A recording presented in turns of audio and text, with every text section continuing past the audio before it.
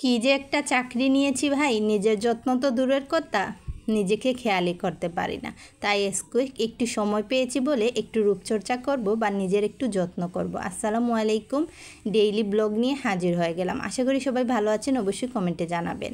সকাল সকাল ঘুম থেকে উঠে রুটি ভাজি করে নিয়েছি, পেঁপে আলু গাজর দিয়ে সুন্দর করে একটা ভাজি। আর আমার ছেলে তো জানেনই সকাল ভোরে চলে যায় ফজরের নামাজের সাথে সাথেই, তো নাস্তাটা রেডি করে ওর বাবা মাদ্রাসায় দিয়ে আসছে। আর আজকে আমার সাহেবের ছুটি, তার জন্য হচ্ছে গরু মাংস রান্না করব।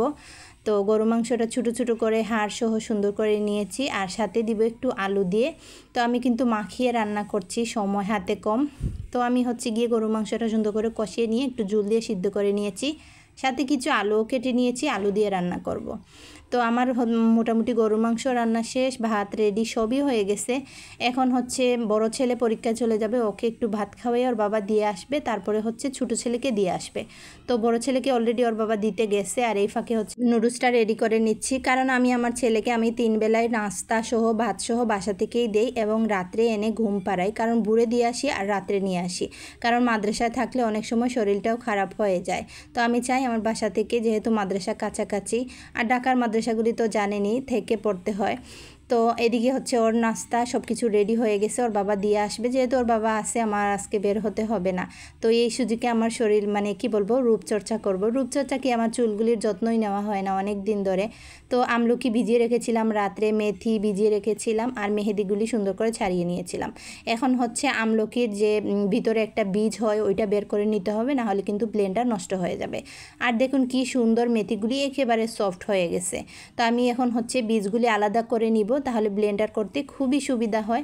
আর এটা মাসে 2-3 বার ব্যবহার করলে চুলের অনেক গ্রোথ বাড়ে এবং চুল পড়া বন্ধ হয়। আমি তো আগে রেগুলার দিতাম, সপ্তাহে 1 দিন, মাসে 4 দিন, এখন ইদানিং দেওয়াই হয় না। এই যে চাকরি নিয়েছি ভাই, চাকরি করব না নিজের শরীরের যত্ন নিব। তো আমি কিন্তু একে একে মেহেদি, আমলকি এবং মেথি, কালিজিরাও দেই, আজকে ভুলে গেছি, অ্যালোভেরাটাও দেই, ডিমও দেই মাঝে মধ্যে। তো আজকে ওইগুলি আজকে দিলাম না। তো এখন হচ্ছে সুন্দর করে একসাথে সব মিলিয়ে নিব, আর সাথে দিয়ে দিব ভিটামিন এই ক্যাপসুল। তো অর্ধেকটা উঠিয়ে নিচ্ছি, শুক্রবারে আবার দিব, যেহেতু শুক্রবারে আবার বাসায় থাকবো। তো ভিটামিন ই ক্যাপসুল নিয়েছি 2টা, আপনারা চাইলে 4টাও দিতে পারেন, কোনো সমস্যা নেই। আমি 2টা নিয়ে নিচ্ছি, আপাতত 2টা ছিল, আর আরও 2টা আনিয়ে নিব, কিছু আনিয়ে নিলে হয়ে যাবে।